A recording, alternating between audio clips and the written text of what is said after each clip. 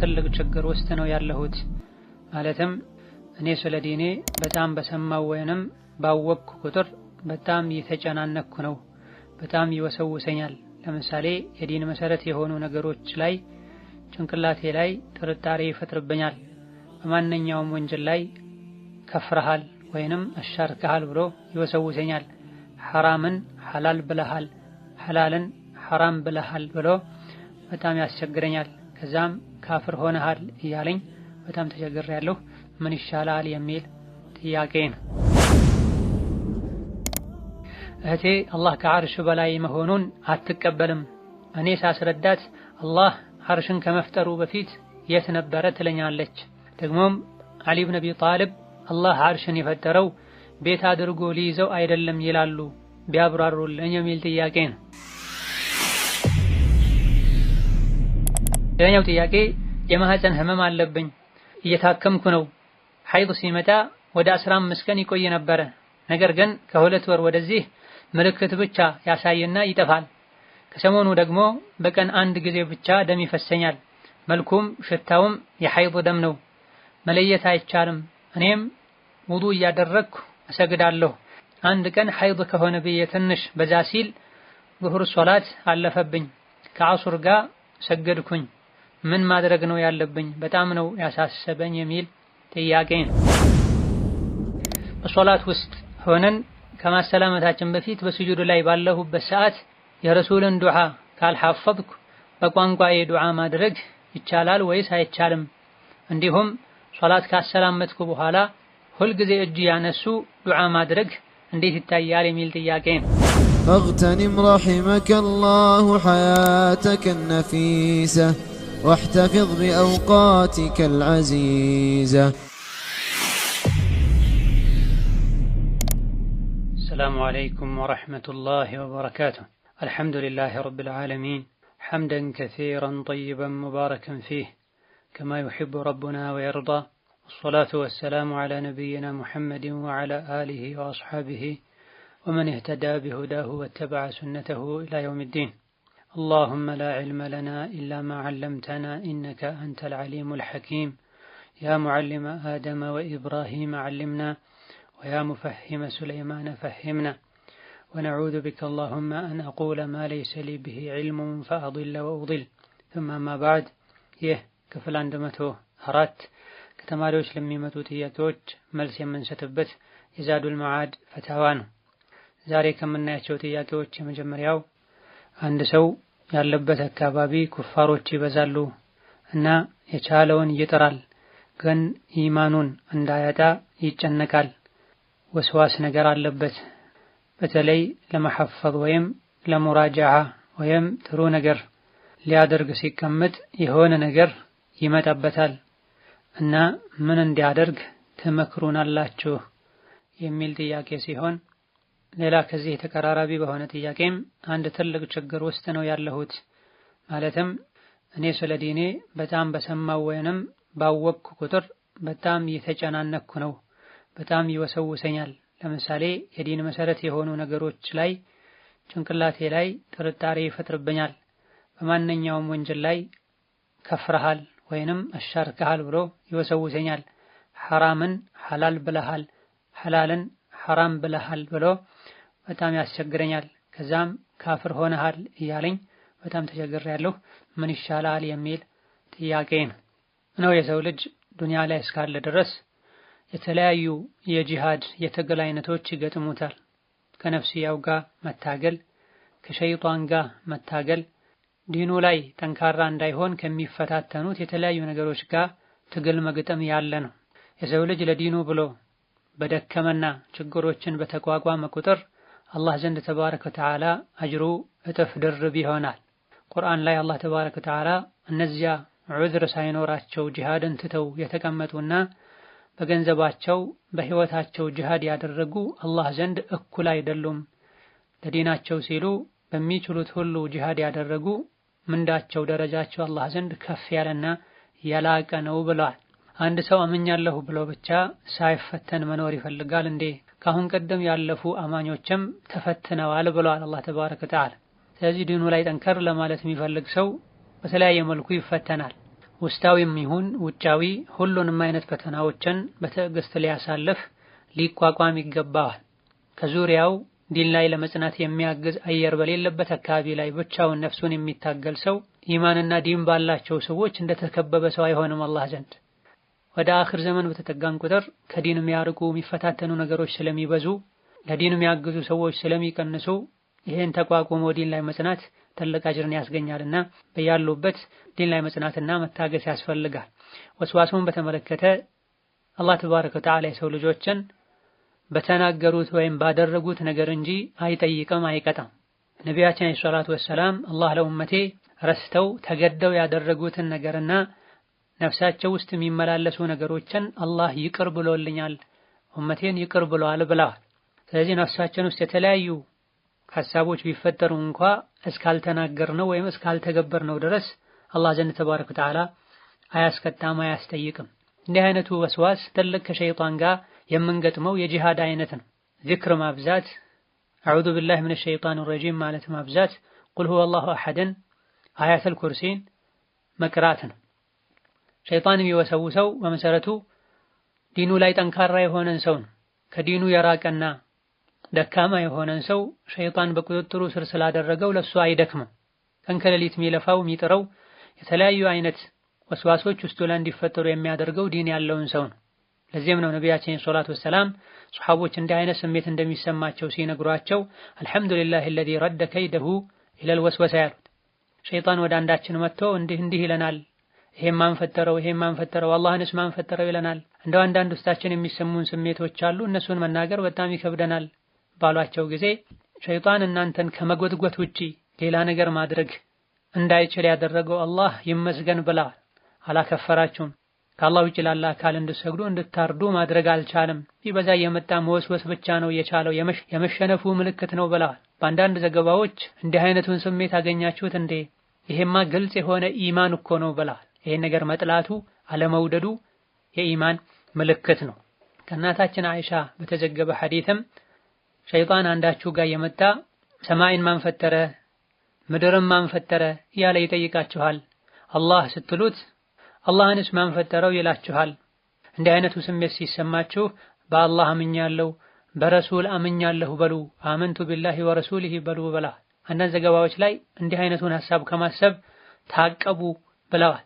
ወከዛሊክ አዑዙ ቢላሂ ሚነሸይጣኒ ረጂም ብሎ ወደ ግራ መጥፋት፣ ሱረቱል ኢኽላስ መቅራት፣ ያሉበትን ሁኔታ ለመቀየር መሞከር፣ ብቻ ከሆነ ያሉት ጓደኛ ጋር መሄድ፣ ጓደኛ ጋር ተደዋውሎ መጫወት መሰል የሆኑ ይሄን ሐሳብ እንድንረሳ የሚያደርጉ ነገሮችን መጠቀም ነው። በአላህ ፈቃድ ይወገዳል። ሌላኛው ጥያቄ እህቴ አላህ ከዓርሽ በላይ መሆኑን አትቀበልም። እኔ ሳስረዳት አላህ ዓርሽን ከመፍጠሩ በፊት የት ነበረ ትለኛለች። ደግሞም ዓሊ ብን አቢ ጣሊብ አላህ ዓርሽን የፈጠረው ቤት አድርጎ ሊይዘው አይደለም ይላሉ፣ ቢያብራሩልኝ የሚል ጥያቄ ነው። አላህ ተባረከ ወተዓላ ከፍ ያለ መሆኑ ከዓርሽ በላይ ከፍ ማለቱ በቁርአን በሐዲስ በንጹህ አእምሮና ተፈጥሮ በቀደምት ዑለሞች ስምምነት የሚታወቅና የተረጋገጠ ጉዳይ ነው። ቁርአን ሐዲስን ሱሐቦችን መከተል ትተው በመሰላቸው የሚጓዙ የጥመት አንጃዎች ናቸው ይሄን ጉዳይ ያስተባበሉና በዚህ ነጥብ ላይ ኺላፍ የፈጠሩት። ነቢዩም ይሁን ሱሐቦች አርረሕማኑ ዐለል ዐርሽ እስተዋ አላህ ከዓርሹ በላይ ከፍ አለ የሚለውን ስልጣኑ ከዓርሽ በላይ ከፍ አለ ብለው አጣመው አልፈሰሩም። ሱሐቦችም ይሁን ታቢዒዎች ከዛ በኋላ የነበሩ አራቱ የዲን መሪዎችም ኢማም አቡ ሐኒፋም ይሁን ኢማም ማሊክ፣ ኢማም ሻፊዒ፣ ኢማም አሕመድ ሌሎችም አላህ ከዓርሽ በላይ ነው የሚለውን የቁርአን አንቀጽ ወይም በዚህ ዙሪያ የመጡ ሐዲሶችን ስልጣኑ ነው እላይ የሆነው ብለው አላጣመሙ። እንደውም በግልጽ አላህ ከዓርሽ በላይ መሆኑን እናምናለን ብለዋል። ይህም የሚታወቅ ጉዳይ ነው፣ እንዴት ነው ተብሎ አይጠየቅም፣ ቢድዓ ነው። አላህ ከዓርሽ በላይ ከፍ ያለው ለራሱ በሚገባው ከሱ በሚሄድ መልኩ ነው ብለው አስቀምጠዋል። ኸይር ሁሉ ያለው ደጋግ ቀደምቶችን በመከተል እነሱ ከቆሙበት በመቆም ነው። አደጋ ያለው ደግሞ ከነሱ ቀደም በማለትና ያልተናገሩትን በመናገር ነው። ነቢይም ይሁን ሱሐቦች አላህ ራሱ ሁሉም ቦታ ነው ያለው፣ አላህ አለ ያለ ቦታ አላሉ። አላሁ መውጁዱን ቢላ መካን ትናንት የተፈጠረ አባባል ነው። ቁርአን ላይ የለም፣ ሐዲስ ላይ የለም። ቁርአን ላይ ሐዲስ ላይ ያለው አርረሕማኑ ዐለል ዐርሽ እስተዋ ነው። የአኺራ ጉዳይ የሚያሳስበው ሰው አላህን በተመለከተ ያለ እውቀት ሊናገር አይገባም። ስለ አላህና ረሱሉ ያላሉትን ሊያምን ሊቀበል አይገባም። ነውማው አንድ ሊሆን የሚችለው እምነቱን አቂዳውን አንድ ሲያደርግ ነው። ይህ ደግሞ ሊሳካ የሚችለው እምነት ነክ ጉዳዮችን ከቁርአንና ከሐዲስ ብቻ ስንወስድ ነው። ሱሐቦችን ተከትለን ስንሄድ ነው። ቁርአንና ሐዲስ ላይ የተነገሩ ነገሮችን አምኖ መቀበልና ይሄን በግልጽ መናገር ግራ ያጋባ ኡማን የሚከፋፈለው ግራም ያጋባው ቁርአንና ሐዲስ ላይ ማይታወቁ ነገሮችን ሱሐቦች ዘንድ ማይታወቁ ነገሮችን ይዞ መጓዝን። አላህ ተባረከ ወተዓላ ራሱን ሲያስተዋውቀን ከአርሽ በላይ መሆኑን ነግሮናል። ነብዩ ሱሐቦች ይሄን ተናግረዋል። በአላህ የሚያምን ነቢይን የሚከተል በሙሉ ይሄን ተቀብሎ ቢሄድ የሰው ልጆች አንድ መሆን ይችላሉ። ቁርአንና ሐዲስ ውስጥ የሌሉ ነገሮችን ይዘን ስንቀርብ ነው መለያየት የሚመጣ። ዓሊ ብን አቢ ጣሊብ አላህ ተባረከ ወተዓላ አርሽን ለራሱ መኖሪያ ቤት ሊያደርግ አይደለም የፈጠረው የሚለውን ንግግር በተመለከተ ዓሊ ብን አቢ ጣሊብ ኢነላህ ኸለቀል ዐርሸ ኢዝሃረን ሊቁድረቲሂ ላ መካነን ሊዛቲሂ ብለዋል ያሉ የሚያስተጋቡ ሰዎች አሉ። አላህ ከዐርሽ በላይ ነው ሲባሉ ቁርአን ሲቀርብላቸው ዓሊ ብን አቢ ጣሊብ አላህ አለ ያለ ቦታ ብለዋል። አላህ ዐርሽን የፈጠረው ሊኖርበት መኖሪያ ላይ ያደርገው ሳይሆን ቁድራውን ሊያሳይ ነው ብለዋል ይለዋል። ማን ነው? የት ነው የተዘገበው? ቡኻሪ ላይ ነው ያለው? ሶሒህ ሙስሊም ውስጥ ነው ያለው? ማን የዘገበው ቢባሉ ምንጩን መጥቀስ ሰነዱን መጥቀስ አይችሉም። አቡ መንሱር አልበግዳዲ የሚባል ሰው ያለ ምንም ሰነድ ዓሊ ብለዋል ብሎ የተናገረው ንግግር ነው። አቡ መንሱር አልበግዳዲ አስማው ሲፋት ላይ የአህለ ሱና ወልጀማዓን መንገድ የማይከተል ሰው ለያዘው አቋም እንዲሁ ያለ ምንም ሰነድ ዓሊ እንዲህ ብለዋል ብሎ ያቀረበው ንግግር እንጂ ሶሒህም ይሁን ضعيف ዓሊ እንደተናገሩት የሚያሳይ ሰነድ የሌለው ንግግር ነው። እስልምና ከሌሎች ሃይማኖቶች የሚለየው በሰነድ ነው። በተለይ አቂዳ ነክ የሆኑ ጉዳዮች ላይ ማንኛውም ሰው ከመሬት ተነስቶ መናገር አይችልም። አላህ እንዲህ ብለዋል ቁርአን እገሌ የሚባለው ሱራ ላይ ነብዩ እንዲህ ብለዋል አቡ ሁረይራ ባስተላለፈው ቡኻሪ በዘገቡት እገሌ በዘገበው ተብሎ ይነገራል። እገሌ ዘገበው ብቻም በቂ አይደለም። የተዘገበበት የዘገባ ሰንሰለቱ ሰነዱ ይታያል። ሶሒህ ከሆነ እንቀበለዋለን፣ ضعيف ከሆነ እንተወዋለን። በበርካታ የቁርአን አንቀጾች አላህ ከዐርሽ በላይ ነው ተብሎ ሳል ሐዲስም ላይ ይሄው ተደግሞ ሳል የተለያዩ ሱሐቦችና ታቢዒዎች አላህ ከዐርሽ በላይ ነው ብለው ሳል እንዲሁ ምንም ሰነድ የሌለው ምንጩ ያልተጣራ የአንድን ግለሰብ ንግግር መሰረት አድርጎ የቁርአንና የሐዲስ ማስረጃዎችን መሻር ወይም አጣሞ መተርጎም በጭራሽ ተገቢ አይደለም። ዓሊ ብን አቢ ጣሊብ አቂዳን እምነትን በተመለከተ ከሱሐቦች ለየት ያለ አቋም የላቸው። ሺዓዎች ናቸው የፈለጉትን ተናግረው ዓሊ እንዲህ ብለዋል የዓሊ ልጆች እንዲህ ብለዋል የሚሉት። ዒልም አማና ነው። አቂዳ እምነት አደራ ነው። የሰው ልጅ አኺራ ላይ የሚከብረው የሚከስረውም በአቂዳውና በስራው። አቂዳችን እምነታችንን የማንም መጫወቻ ልናደርግ አይገባን። ስለዚህ ዓሊ ብን አቢ ጣሊብ አላህ ዐርሽን የፈጠረው ለራሱ መኖሪያ ሊያደርገው ሳይሆን ቁድራውን ሊያሳይበት ነው። ዓሊ እንዳሉትና እንዳላሉት ማረጋገጫ ሰነድ የለውም። እገሌ እንዲህ አለ ስላሉን ብቻ ተቀብለን አንከተልም፣ እናጣራለን፣ ሰነዱን እንጠይቃለን። ዓሊ ብን አቢ ጣሊብ ይሄን እንኳን ማለታቸው ቢረጋገጥ አላህ ከዐርሽ በላይ ነው ማለት ሰው ቤቱ ውስጥ ተገድቦ እንደሚኖረው አላህ ዐርሹ ላይ ተገድቦ ይኖራል ማለት በጭራሽ አይደል። እንደዚሁ ደግሞ አላህ ከዐርሽ በላይ ነው ማለትና ዐርሽን ቁድራውን ሊያሳይበት ነው የፈጠረው ማለትም አይጻረር። አላህ የፈጠራቸው ፍጥረታት በሙሉ የአላህን ቁድራ የሚያሳዩ ናቸው። ዐርሽ የአላህን ቁድራ ያሳያል። ግዙፍ ፍጡር ነው። አላህ ተባረከ ወተዓላ ግዙፍ ነገር መፍጠሩ የአላህን ሀያልነት ትልቅነት የሚያሳይ። ዐርሽን የፈጠረው ጌታ አላህ ተባረከ ወተዓላ ከዐርሽ በላይ መሆኑን ራሱ ነግሮናል። ነብዩ አለይሂ ሰላቱ ወሰላም ሱሐቦች ነግረውናል፣ አጽድቀዋል። እነሱ በሄዱበት ልንሄድ ይገባናል። አላህ ዐርሽን ከመፍጠሩ በፊት የት ነበር ያለው? ይሄም ብዙ ጊዜ የሚደጋግሙት ጥያቄ ነው። አላህ ከዐርሽ በላይ አይደለም ብለው የሚያስተባብሉ ሰዎች በብዛት የሚያነሱት ጥያቄ ነው። የቁርአንና የሐዲስ ማስረጃዎችን ላለመቀበል ግራ ቀኝ ማለት የለብንም። ሰሚዕና ወአጣዕና ልንል ይገባናል። አላህና መልእክተኛው አንድ ነገር ከተናገሩ አምነን ልንቀበል፣ ከፈረዱ በፍርዱ ደስተኞች ልንሆን ይገባናል። ዋህብ ብኑ ሙነቢህ ረሒመሁላህ ተዓላ አላህ ተባረከ ወተዓላ ከፍጥረታት መሃል ምንም ሳይኖር በፊት ነበረ፣ እንዴት ነበር ያለው የት ነበር ያለው አይባልም ብለዋል። ከዛ በኋላ ዐርሽን ኩርሲይን እንደፈጠረ ከዐርሹ በላይ ከፍ እንዳለ ተናግረዋል። በምን መልኩ ነው ከዐርሽ በላይ የሆነው አይታወቅም። በዚህ ዙሪያ መናገር መልስ መስጠትም ቢድዓ ነው። እንዲህ አይነት ጥያቄ መጠየቅም ተከሉፍ ነው፣ ከአቅም በላይ የሆነ ነገር ውስጥ መግባት ነው ብላ አላህ ከዐርሽ በላይ መሆኑን እንድናምን ቁርአን ሐዲስ አዞናል። ሱሐቦች ተቀብለዋል። ቀደምት ዑለሞች የዐቂዳ ነጥቦችን ሲዳሱ አላህ ከዐርሽ በላይ መሆኑን በሰፊው ዘርዝረዋል፣ አብራርተዋል። የአህለ ሱና ወልጀማዓ አንዱ መለያ ነው አላህ ከዐርሽ በላይ ነው ብሎ ማመን። ይሄን ተቀበለን ልንብቃቃ ይገባናል። ከዛ በፊት ሴት ነበረ የኛ ጉዳይ አይደል። ከዛ በፊት የት ነበረ ብላችሁ ተጠያየቁ፣ መልሱን ወቁ አልተባን። ይህ እንዳለ ሆኖ ኢብኑ ሒባን፣ ኢብኑ ማጃህ፣ ትርሚዚ ሌሎችም ከአቡ ረዚን አልዑቀይሊ በዘገቡት አንዳንድ ዑለሞች ضعيف ነው ባሉት ነገር ግን ትርሚዚና ሌሎችም ሶሒህ ሪጃሎቹም ሲቃት ናቸው ባሉለት ሐዲስ አቡ ረዚን አልዑቀይሊ ለነብዩ ሰለላሁ ዐለይሂ ወሰለም ጌታችን አላህ ሰማይና ምድርን ከመፍጠሩ በፊት አላህ የት ነበረ ብሎ በጠየቃቸው ጊዜ ፊ ዐማኢን ማ ፈውቀሁ ሀዋ ወማ ተሕተሁ ሀዋ ብለው እንደመለሱ የሚያሳይ ዘገባ አለ። ሰነዱ ላይ በዑለሞች መሃል ያለው ኺላፍ እንዳለ ሆኖ እዘን ዐርሽን ሰማይን ምድርን ከመፍጠሩ በፊት አላህ ተባረከ ወተዓላ አዕማ ላይ ነበር ያለው። አዕማ ምንድነው የሚለውን ቀደምት የሐዲስ አዋቂዎች ፈስረውታል። አዕማ ማለት ነጭ ደመና ማለት ነው ብለዋል።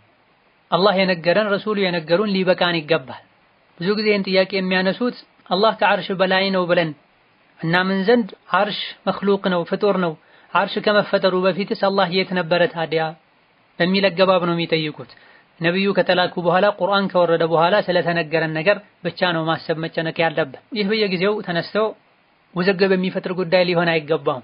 ደጋግ ቀደምቶች አላህ ከዐርሽ በላይ መሆኑ ላይ ኢጅማዕ አድርገዋል፣ ተስማምተዋል። በዚህ ጉዳይ የኻለፉ ሱናን ትተው በሀዋ በስሜት የሚጓዙ ሰዎች ናቸውና እነሱ ኺላፍ ቦታም አይሰጠውም።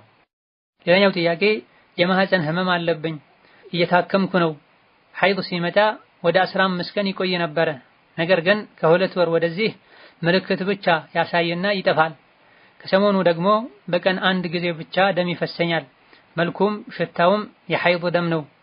መለየት አይቻልም። እኔም ውዱ እያደረግኩ እሰግዳለሁ። አንድ ቀን ሐይድ ከሆነ ብዬ ትንሽ በዛ ሲል ዙሁር ሶላት አለፈብኝ። ከዐሱር ጋር ሰገድኩኝ። ምን ማድረግ ነው ያለብኝ? በጣም ነው ያሳሰበኝ የሚል ጥያቄ ነው። የወር አበባ ደም መዛባት ብዙዎችን ግራ ያጋባ ያለ ጉዳይ ነው። በየጊዜው ከሚነሱ ከሚደጋገሙ ጥያቄዎች መሃልም አንዱ ይሄ ነው። በአላህ ፈቃድ ራሱን በቻለ ትምህርት በተከታታይ በስፋት የሚዳሰስ ይሆናል። በጥቅሉ የወር አበባ ደም ራሱን የቻለ መለያ ምልክት አለው፣ ሴቶች ዘንድ ይታወቃል። አብዛኞቹ ሴቶችም ራሱን የቻለ የወር አበባ ቀን አላቸው። በዚህ ቀን ጀምሮ በዚህ ቀን ያበቃል ብለው የሚያውቁት አንዳንዴ ወሩ መጀመሪያ ላይ ሊሆን ይችላል፣ ሌላ ጊዜ መሃል ላይ፣ አንዳንዴ የወሩ መጨረሻ ላይ ሊሆን ይችላል። ስለዚህ ሴት ልጅ እንዲህ አይነት ችግር ሳይገጥማት በፊት የነበራትን የወር አበባ ቀናቶችን አዳዋን ለይታ ልታውቅና በዚያ መሰረት ልትጓዝ ልትኖር ይገባታል። አዳውን ጠብቆ የሚመጣ እንደም የወር አበባ ደም ነው በማለት የሚከለከሉ ነገሮችን ትተዋለች። አዳውን ተጻሮ የሚመጣ እዛ ላይ ደግሞ ምልክቶቹ የተቀየሩ ከሆነ የበሽታ ደም ነው ብላ መስገድ መጾም ትችላለች። በመሰረቱ ሁክሙ የተያያዘው ከደም መኖር ጋር ነው። የወር አበባ ደም ካለ የወር አበባ ደም መሆኑ ከታወቀ ቀኑ ቢዛባም ቁጥሩ ቢጨምርም ቢቀንስም የወር አበባ ደም ይሆናል። የወር አበባ ደም ምልክቶች ከሌሉት የበሽታ ደም ይሆናል። የበሽታ ደም ሶላትና ሌሎችን አይከለከልም። መዛባቱ ከልክ ካለፈና መለየቱን በጣም ካስቸገረ የጤና ባለሙያዎችን ማማከር፣ ደሙን ናሙና ሳይቶ አስመርምሮ ለይቶ ማወቅ ይቻላል። ከዐሱር ጋር የተሰገደውን የዙህር ሶላት በተመለከተ በጊዜው ንጹህ አይደለሁም ሶላት መስገድ አልችልም በሚል ከሆነ አዘግይቶ የሰገዱት ምንም ችግር የለም። ሌላኛው ጥያቄ በሶላት ውስጥ ሆነን ከማሰላመታችን በፊት በስጁድ ላይ ባለሁበት ሰዓት የረሱልን ዱዓ ካልሐፈዝኩ በቋንቋዬ ዱዓ ማድረግ ይቻላል ወይስ አይቻልም? እንዲሁም ሶላት ካሰላመትኩ በኋላ ሁልጊዜ እጅ ያነሱ ዱዓ ማድረግ እንዴት ይታያል የሚል ጥያቄ ነው። ሶላት ላይ ከአረብኛ ውጪ ባለ ቋንቋ ዱዓ ማድረግን በተመለከተ የፊቅህ ሊቃውንት የተለያዩ አቋሞች አሏቸው። የተወሰኑት ሙሉ በሙሉ ከልክለዋል። እንደዚሁ ሙሉ በሙሉ በሁሉም ሁኔታ ላይ የፈቀዱም አሉ። የተወሰኑት ደግሞ ለማይችልና ለሚችል ሰው ብለው የከፈሉበት ሁኔታ አለ።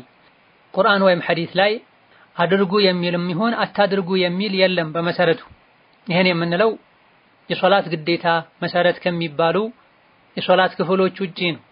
ፋቲሐን በሌላ ቋንቋ አይቻልም። አተህያቱን በሌላ ቋንቋ አይቻልም። ተክቢር በሌላ ቋንቋ አይቻልም። የሶላት መሰረት ግዴታ የሚባሉ ነገሮች ባለበት በአረብኛ ሊባሉ ይገባል።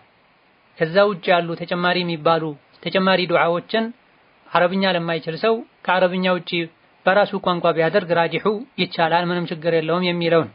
በላጩ ግን አጠር ያሉም ቢሆን አረብኛ ዱዓዎችን ሐፍዞ ማለት ነው። ይሄን ማድረግ ያልቻለ ሰው በራሱ ቋንቋ ስጁድ ላይ የሚሆን አተህያቱን ከጨረሰ በኋላ ቢደረግ ምንም ችግር የለውም። ከሶላት በኋላ ዱዓ ማድረጉን በተመለከተ ነቢያችን ሰለላሁ ዐለይሂ ወሰለም ዱዓ መቅቡል የሚሆንባቸው ወቅቶችን ሲናገሩ ከፈርዱ ሶላት በኋላ ብለዋል። ይህ በኋላ የሚለውን አንዳንድ ዑለሞች ሶላቱ ሳይጠናቀቅ በፊት አተህያቱ እንዳለቀ ከማሰላመት በፊት የሚደረግ ዱዓ ነው ብለዋል። ሌሎች ደግሞ ሶላት እንዳለቀ የሚባለው ዚክር ነው ዱዓ የተባለውን ብለዋል። ሌሎች ደግሞ ከሶላት በኋላ ዚክራችንን ጨርሰን የምናደርገው ዱዓ ነው ያሉበት ሁኔታም አለ። በጀማዓ በጋራ ከሆነ አይቻልም ነብዩ ሱሐቦች ስላላደረጉ። በግል ከሆነ ግን አልፎ አልፎ አንዳንዴ ቢደረግ ችግር የለውም። ሌላኛው ጥያቄ ከ12ቱ ሱና ሶላቶች ውስጥ የዐስር ሶላትና የመግሪብ ሶላት ቀብልያ ወይም ባዕድያ አላቸው ቢያብራሩልኝ የሚል ነው። ከፈርድ ውጪ በቀን 12 ረካ ሶላት የሰገደ ጀነት ላይ ቤት ይገነባለታል ብለዋል ነብዩ ሰለላሁ ዐለይሂ ወሰለም። እነዚህ 12 የሚባሉት ከሱብሂ ሶላት በፊት 2፣ ከዙህር በፊት 4፣ ከኋላ 2፣ ከመግሪብ በኋላ 2፣ ከዒሻ በኋላ 2 ናቸው። እነዚህ ከፈርድ ሶላት ተያይዘው የሚሰገዱ ባዕድያና ቀብልያ ራቲባዎች ሲሆኑ ይህ እንዳለ ሆኖ ከሁሉም ሶላት በፊት በአዳንና በኢቃም መሃል ሶላት መስገድ እንደሚቻል ሱና ሶላት መስገድ እንደሚቻል የሚያሳይ ሐዲስ አለ። ነገር ግን በራቲባነት 12ቱን የሰገደ ጀነት ላይ ቤት ይሰራለታል የተባለላቸው ቀደም ሲል የተጠቀሱት ብቻ ናቸው። ከነዚህ ከ12ቱ ውስጥ ከመግሪብ በፊት የለም፣ ከዒሻ በፊትም የለም፣ ከዐስር በፊትም ይሁን በኋላ የለም። ነገር ግን ከሁሉም ሶላቶች በፊት በአዳንና በኢቃም መሃል ሶላት አለ በሚለው ሐዲስ መሰረት ከሁሉም ሶላቶች በፊት ረካዓቴን መስገድ ይቻላል። የሚከለከለው ከሱብሂ በኋላ መስገድና ከዐስር በኋላ መስገድ ነው። ሰበብ ምክንያት የሌለው ሶላትን ወይም በሌላ አነጋገር ለዐስርና ለሱብሂ ሶላት ባዕድያ የላቸውም፣ ሌሎች ባዕድያ አላቸው። ከሁሉም ሶላቶች በፊት ከአዳን በኋላ 2 ረካ መስገድ ይቻላል፣ ራቲባም የሌላቸው ቢሆኑ ማለት ነው። ከዐስር በፊት 4 ረካ የሰገደ ሰው አላህ ይዘንለት የሚል ሐዲስም አለ። ሶሒህ ነው ضعيف ኺላፍ አለበት። ራጂሑ ሐዲሱ ሐሰን ነው ተብሏል። ስለዚህ ከዐስር በፊት 4 ረካ መስገድ ይቻላል፣ 2 ያሰላምቱ። ከመግሪብ በፊት መስገድ ይቻላል። ነብዩ ሰለላሁ ዐለይሂ ወሰለም ከመግሪብ በፊት ስገዱ ለፈለገ ሰው ብለዋል። ሶስተኛው ላይ ሌላኛው ጥያቄ እህቴ ተሸሁድ አትችልም እየተማረች ነው፣ እስከዛው ግን ምን ማድረግ አለባት የሚል ነው። ከሶላት ግዴታዎችና ከሶላት መሰረቶች መሃል አንዱ ተሸሁድ ወይም አተህያቱን ያለ አተህያቱ ሶላት የለም። አተህያቱ መቅራት ያልቻለ ሰው ምን ማድረግ አለበት? በሕፍዙ ካልቻለ ጽፎ እያነበበ አተህያቱ መቅራት ከቻለ ይሄን ማድረግ ይጠበቅበታል።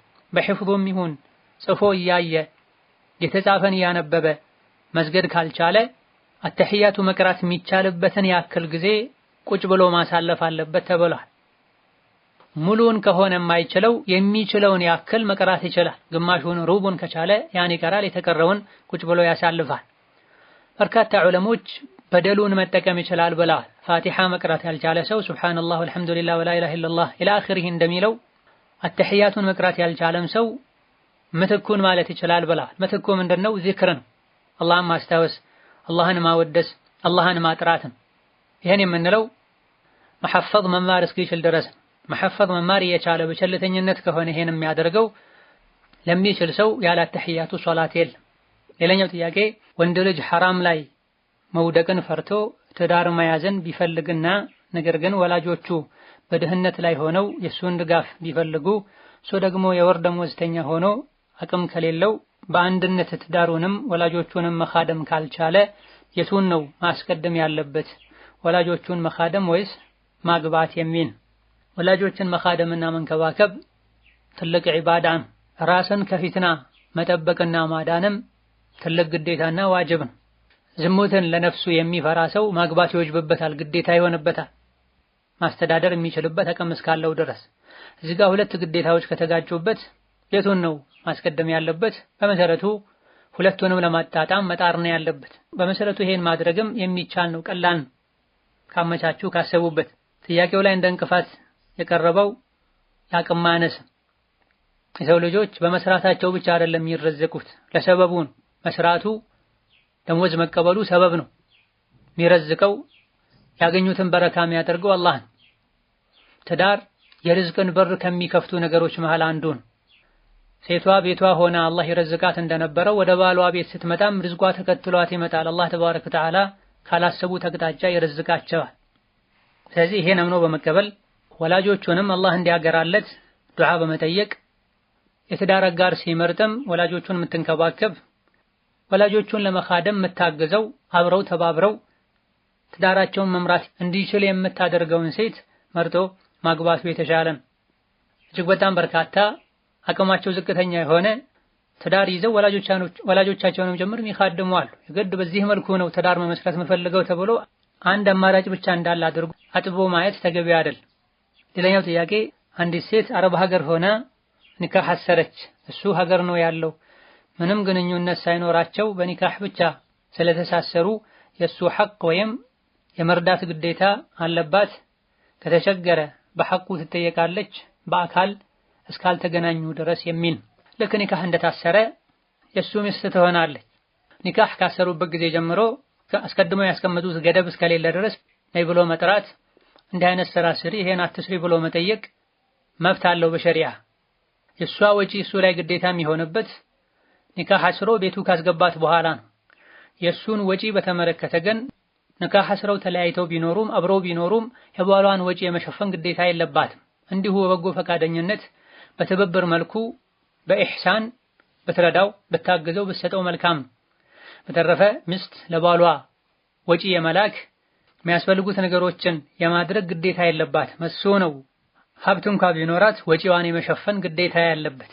ባይሆን ባለንበት ጊዜ ከሴት ልጅ ገንዘብን ብቻ አስበው የሚያገቡ ገና ኒካህ እንዳሰሩ እንዲያደርግልኝ እንዲህ ስጪኝ የሚሉ ሰዎች የበዙበት ዘመን ላይ ደርሰናል። ትዳርን በዚህ መልኩ የግል ጥቅም ማግኘት ወይም ማስጠበቂያ ማድረግ ተገቢ አይደለም። የተኛውም ወንድ ወደ ትዳር ሲሄድ አስቀድሞ በመልኩ ነው የምተዳደረው፣ የትዳር አጋሪም በምንድነው ማኖራት፣ የሚያስፈልጉን ወጪዎችን እንዴት ነው ማገኘው ብሎ አስቦ የሪዝቅ በር አመቻችቶ ወደ ትዳር ሊገባ ይገባዋል እንጂ ሴቷ ጋር ያለውን ሀብት ንብረት መሰረት አድርጎ ብቻ ትዳር ውስጥ ሊገባ በጭራሽ አይገባም። هذا الله تعالى أعلم። ዛሬ በዚህ እናበቃለን። የተቀሩትን ሌላ ጊዜ እንመለሳለን። ወሰላሙ አለይኩም ወራህመቱላህ ወበረካቱሁ።